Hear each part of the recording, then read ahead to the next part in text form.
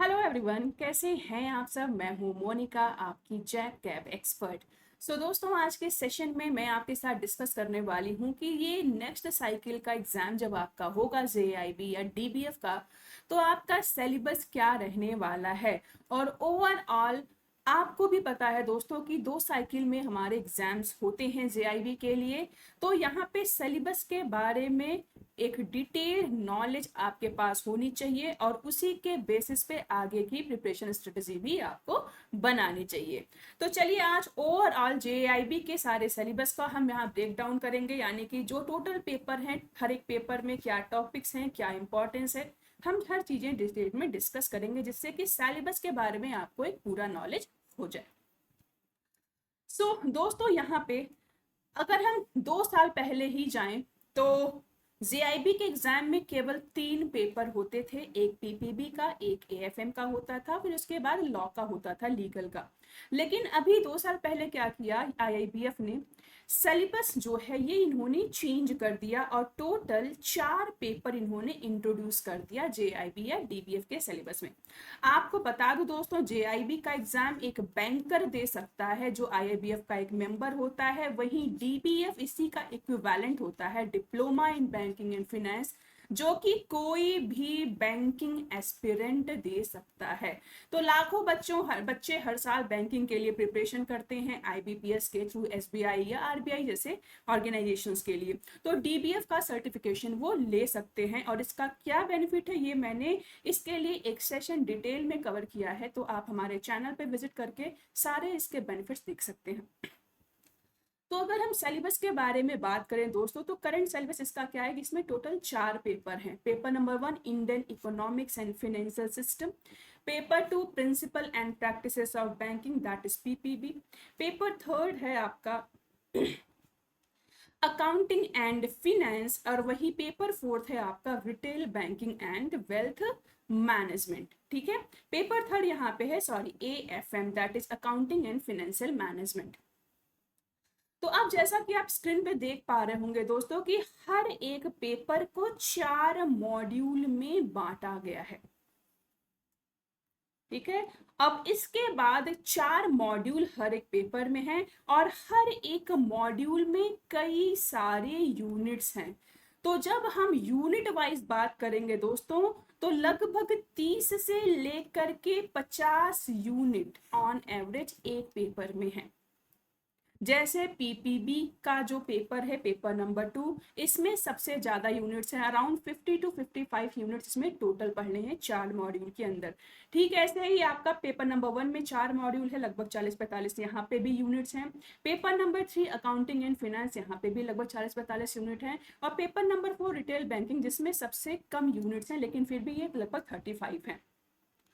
तो मोटा मोटा अगर मैं देखूं दोस्तों, तो अगर चारों ही पेपर को आप देख रहे हो तो 16 मॉड्यूल आपको पढ़ने हैं और 16 मॉड्यूल में लगभग 160 से लेकर के 180 यूनिट आपको पढ़ने हैं। और यही रीजन है कि आईआईबीएफ जो है आपको पूरे सिलेबस को समझने के लिए, टॉपिक पे कॉन्सेप्ट बनाने के लिए 6 महीने का टाइम देता है। तो यहाँ पे आपको अगर जेआईबी क्लियर करना है तो जरूरी है 6 महीना आपको देना। और थोड़ा डिटेल में जाऊं, अगर मैं मॉड्यूल वाइज बात करूं, तो पेपर नंबर 1 को 2 पार्ट में स्प्लिट किया गया है, पहला इंडियन इकोनॉमी और दूसरा इंडियन फाइनेंशियल सिस्टम। ठीक है, तो मॉड्यूल 1 में क्या है, इंडियन इकोनॉमी के बारे में रिलेटेड कॉन्सेप्ट्स दिए गए हैं। जैसे मॉड्यूल 1 है इंडियन इकोनॉमी, तो इंडियन इकोनॉमी का इंट्रोडक्शन, इकोनॉमिक प्लानिंग आपके क्या है, जीडीपी क्या है, एमएसएमईज क्या है। ठीक है, ये सारी चीजें आपको डिटेल में समझनी है। ऐसे module B that is economic concept, तो जितने इकोनॉमिक के फंडामेंटल्स है, माइक्रो इकोनॉमिक्स, मैक्रो इकोनॉमिक्स, इसके वेरिएबल्स, इन्फ्लेशन, सारे टाइप की पॉलिसीज जो है, मॉनिटरी पॉलिसी, फिस्कल पॉलिसी, ये सब चीजें आपको मॉड्यूल बी में पढ़ना है। एक बड़ा यूनिट ये कवर करेगा आपका मॉड्यूल बी। फिर मॉड्यूल सी में इंडियन फाइनेंशियल आर्किटेक्चर है, जहां पे पूरे इंडियन फाइनेंशियल सिस्टम को डिफाइन किया गया है। ठीक है, तो यहाँ पे फिर क्या होगा, आपका बैंकिंग स्ट्रक्चर पढ़ना है, banking regulation act, RBI act, यानी बैंकों के ऊपर जो भी रूल्स अप्लाई होते हैं वो सब यहाँ पे आपको पढ़ना है। डेवलपिंग फाइनेंशियल इंस्टीट्यूशंस जितने सारे हैं वो सब आपको पढ़ने हैं। एंड मॉड्यूल डी में हम सारे फाइनेंशियल प्रोडक्ट एंड सर्विसेज को पढ़ते हैं। सारे टाइप के जो मार्केट्स हैं, जैसे money market, capital market, foreign exchange market, debt market, ये सब चीजें हमें डिटेल में पढ़नी होती हैं। इसके बाद पेपर 2 जो है principle and practices of banking, 4 module है। पहला मॉड्यूल है जनरल बैंकिंग ऑपरेशन, जहां पे जनरल बैंकिंग को कैसे ऑपरेट किया जाता है उसके बारे में सारे बेसिक चीजें कवर किए गए हैं। टाइप ऑफ बैंक अकाउंट, ठीक है, कितने टाइप के बैंक अकाउंट्स होते हैं, लैंडिंग प्रैक्टिसेस क्या है, कैसे कितने तरीके के डिपॉजिट्स होते हैं, ये सब चीजें डिटेल में आपको पढ़नी है। सेकंड में बैंकों के फंक्शंस पढ़ने हैं। भाई बैंक कस्टमर रिलेशनशिप क्या होता है, जहां पे हाइपोथिकेशन क्या है, मॉर्गेज क्या है, डेटर क्रेडिटर किस केस में बैंक और कस्टमर होते हैं, सारी चीजें यहाँ पे आपको पढ़नी है। केवाईसी के नाम्स पढ़ने हैं, सारे नेगोशिएबल इंस्ट्रूमेंट, प्रॉमिसरी नोट हो गया, बिल ऑफ एक्सचेंज हो गया, चेक हो गया, टाइप्स हो गया, ये सब पढ़ना है। Non performing assets, bad loan क्या है, कितने टाइप के होते हैं, एमएसएमईज के केस में क्या क्राइटेरिया है, ये सब आपको मॉड्यूल बी में पढ़ना है। मॉड्यूल बी यहाँ पे एक बड़ा मॉड्यूल है, एक सबसे ज्यादा यूनिट यहाँ पे आपको मिलेंगे। फिर मॉड्यूल सी में बैंकिंग टेक्नोलॉजी है, जहाँ पे बहुत सारे लॉज आपको पढ़ने हैं, ठीक है। तो यहाँ पे आपके सारे बैंकिंग लॉ, जैसे बैंकिंग रेगुलेशन एक्ट, आरबीआई के गाइडलाइंस पढ़ने हैं। उसके अलावा यहाँ पे आपका बहुत सारे एक्ट है, जैसे कंज्यूमर प्रोटेक्शन एक्ट हो गया, या फिर राइट टू इंफॉर्मेशन एक्ट हो गया, आईटी एक्ट हो गया, ये सब सारे लॉज यहाँ पे आपको पढ़ने हैं। और फोर्थ पार्ट में बैंकिंग एथिक्स आपको पढ़ना है डिटेल में। फिर पेपर नंबर 3 जो आपको मैं कवर कराने वाली हूँ, अकाउंटिंग एंड फाइनेंस। 4 मॉड्यूल हैं। पहले पार्ट में अकाउंटिंग फंडामेंटल्स हैं, जिसमें अकाउंटिंग प्रिंसिपल क्या है, स्टैंडर्ड्स क्या हैं। फिर उसके बाद ये पूरा आपका अकाउंटिंग साइकिल जो होता है, जनरल, लेजर, ट्रायल बैलेंस, ये सब पढ़ने हैं। डेप्रिशिएशन क्या है, कैसे कैलकुलेट करेंगे, एक्सपेंडिचर कितने टाइप के होते हैं, रेवेन्यू कितने टाइप के होते हैं, या ये सब आपको डिटेल में कवर करने हैं। सेकेंड पार्ट में आपका financial management and core banking solution है, जहाँ पे कंपनी अकाउंट क्या है, इसके 2 पार्ट है, काफी डिटेल में ये आपको पढ़ना है। कंपनी कैसे स्टैब्लिश होती है, क्या रूल है, कंपनी को फंड चाहिए तो कैसे रेस कर सकती है, कितने टाइप के शेयर कैपिटल होते हैं, ये सब चीजें डिटेल में यहाँ पे हमें पढ़नी है। Cash flow, fund flow statement क्या होता है, ये सब हम पढ़ेंगे। Module C, that is the most important, सबसे बड़ा जो मॉड्यूल है, यूर मॉड्यूल नंबर सी है आपके एएफएम के पेपर में। यहाँ पे कैपिटल बस्टिंग क्या है, कॉस्ट ऑफ कैपिटल क्या है, कैपिटल स्ट्रक्चर क्या है, फिनेंशियल मैथमेटिक्स जैसे सिंपल इंटरेस्ट क्या है, कंपाउंडिंग इंटरेस्ट क्या है, बॉन्ड के लिए जो वाईटीएम निकालते हैं। तो यहाँ पे बहुत सारे यहाँ पे आपको टॉपिक्स मिलेंगे। और this is the most important unit also, या मॉड्यूल ऑल्सो। यहीं पे आपको मिलते हैं न्यूमेरिकल, यहीं पे आपको सारे के सारे न्यूमेरिकल मिलते हैं। ये जो आपका फाइनेंशियल मैथमेटिक्स वाला पार्ट है, और मेन ये जो आपका रेशियो एनालिसिस वाला पार्ट है, इन दोनों पार्ट से गारंटेड आपको न्यूमेरिकल्स मिलते हैं। एंड लास्ट मॉड्यूल जो है वो है taxation and fundamental of costing. तो टैक्स कितने टाइप के होते हैं, डायरेक्ट और इनडायरेक्ट, ठीक है। तो इनकम टैक्स क्या है, कितने हेड हैं, कैसे कैलकुलेट करेंगे, वो डिटेल में पढ़ना है। फिर इनडायरेक्ट टैक्स में जीएसटी क्या है, कितने टाइप का होता है, कौन स्ट्रक्चर करता है, सारी चीजें यहाँ पे आपको पढ़ना है। फिर फंडामेंटल ऑफ कॉस्टिंग में कॉस्ट अकाउंटिंग, मैनेजमेंट अकाउंटिंग आपको पढ़ना है। फिर यहाँ पे बहुत सारे टर्म्स हैं, कॉस्टिंग के सारे मैथड्स हैं।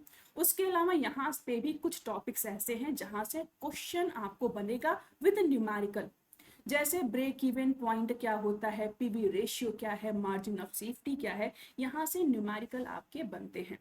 तो सबसे टफ पेपर आपका एएफएम ही होता है। लेकिन दोस्तों मैं आपको बता दूं, अगर आप सही मायने में सीरियस होकर के 6 महीना अपने आप को दे दोगे, तो मैं गारंटी देती हूँ कि आपका एएफएम निकल जाएगा। क्योंकि यहाँ पे एएफएम के क्या क्या मेन टॉपिक हैं, या एएफएम को लेकर के कैसे आपको प्रिपरेशन करना है, इसके लिए भी बहुत जल्द 1-2 दिन में ही मैं आपको एक वीडियो बना करके आपको प्रोवाइड करा दूंगी, जिससे आपको क्लियर हो जाएगा कि भाई एएफएम का पेपर अगर आपका पहले भी आपने अटेम्प्ट दिया है, क्लियर नहीं हुआ है, या फिर इवन फर्स्ट टाइम आप एग्जाम देने वाले हो और एएफएम को लेके डर लग रहा है, तो मैं सारी स्ट्रेटजी आपके साथ शेयर कर दूंगी कि स्पेशली कौन कौन से टॉपिक पे फोकस करना है, कैसे आपको प्रिपरेशन करना है। गारंटेड दोस्तों आप नेक्स्ट अटेम्प्ट में अपना एएफएम क्लियर कर पाएंगे। नेक्स्ट है आपका retail banking and wealth management. दो पार्ट है, एक रिटेल बैंकिंग का, एक वेल्थ मैनेजमेंट का। तो यहाँ पे फर्स्ट मॉड्यूल में रिटेल बैंकिंग का पूरा इंट्रोडक्शन दिया गया है। सेकंड में आपको रिटेल के सारे प्रोडक्ट्स पढ़ने हैं, कितने टाइप के यहाँ पे आपके रिटेल बैंकिंग के प्रोडक्ट होते हैं, deposits, loan, credit card, remittances कितने टाइप के होते हैं, ये जो नेफ्ट, आरटीजीएस, आईएमपीएस, ये सब आप पढ़ते हो, ये सब यहाँ पे आपको पूछे जाएंगे।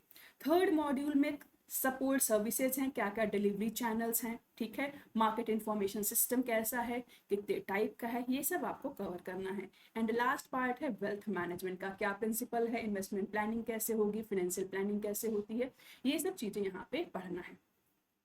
तो ये तो हो गई चारों पेपर के बारे में बात, जहाँ पे मैंने बेसिकली आपको बता दिया कि कितने मॉड्यूल है, क्या क्या टॉपिक आपको कवर करने हैं। अब थोड़ा सा अगर मैं आपको एग्जाम से के बारे में ब्रीफ कर दूं, तो 4 पेपर है, हमने ये देख लिया। चारों पेपर जो है वो ऑब्जेक्टिव टाइप के होंगे, यानी क्वेश्चन के साथ आपको 4 ऑप्शंस दिए रहेंगे, आपको कोई एक बेस्ट ऑप्शन चूज करना होता है। चारों ही पेपर में क्या होगा, आपको 100 क्वेश्चन दिया जाएगा, हर एक क्वेश्चन के लिए 1 मार्क्स आपको मिलेंगे, और 2 घंटे का यानी 120 मिनट का ये पेपर आपको देना होता है। चारों पेपर अलग अलग दिन पे आपका होगा, मोस्टली ये आपका वीकेंड्स पे ही होता है, सैटरडे संडे में, ठीक है। अब अच्छी बात मैंने आपको बता दी है इसके पहले वाले सेशन में भी, कि यहाँ पे आईआईबीएफ कहता है कि भाई एक बार में आपको चारों पेपर देना है, बट इन केस मान लेते हैं कि एक बार में 3 पेपर क्लियर हो गया, एक पेपर आपका रह गया, तो नेक्स्ट अटेम्प्ट में केवल आपको यही एक पेपर देना है, फिर से सारे पेपर आपको देने की जरूरत नहीं पड़ती है, ठीक है। तो सबसे पहले तो आप सभी लोग हमारे इस channel text book JAP cap को सब्सक्राइब कर लीजिए, जिससे कि नेक्स्ट जो भी यूजफुल सेशंस आपके लिए लेके आ रहे हैं उसका बेनिफिट आपको मिलता रहे। और बहुत जल्द दोस्तों मैं आपके लिए एएफएम के जो इम्पोर्टेंट टॉपिक्स हैं वो डिटेल में मैं आपको कवर कराने वाली हूँ इसी अपने चैनल पे। तो चैनल को सब्सक्राइब कर लीजिए, जिससे कि जब भी ये सेशन आए आपको लाइव नोटिफिकेशन मिलता रहे और आपका कोई भी सेशन मिस ना हो, ठीक है। बाकी इन केस अगर आपके कुछ भी डाउट्स हैं तो नीचे कमेंट सेक्शन में आप शेयर कर सकते हैं। ये हमारा ऑफिशियल ग्रुप है टेलीग्राम का, आप सभी लोग इसको ज्वाइन कर लीजिए, जिससे कि हम आपके साथ सारी इंफॉर्मेशन रिलेटेड शेयर करते रहे, ठीक है। आगे कब आपका एप्लीकेशन विंडो स्टार्ट होगा या कब रजिस्ट्रेशन स्टार्ट होगा, ये सारी इंफॉर्मेशन हम आपके साथ टाइमली शेयर करते रहेंगे। फ्री सेशन के पीडीएफ भी हम आपको इसी ग्रुप में शेयर करेंगे, प्लस इन केस अगर आपके कुछ भी डाउट्स हैं तो यहाँ इस प्लेटफॉर्म पे हम यहाँ पे डिस्कशन भी कर सकते हैं। तो इसी के साथ सेशन एंड करते हैं। Thank you so much and bye bye.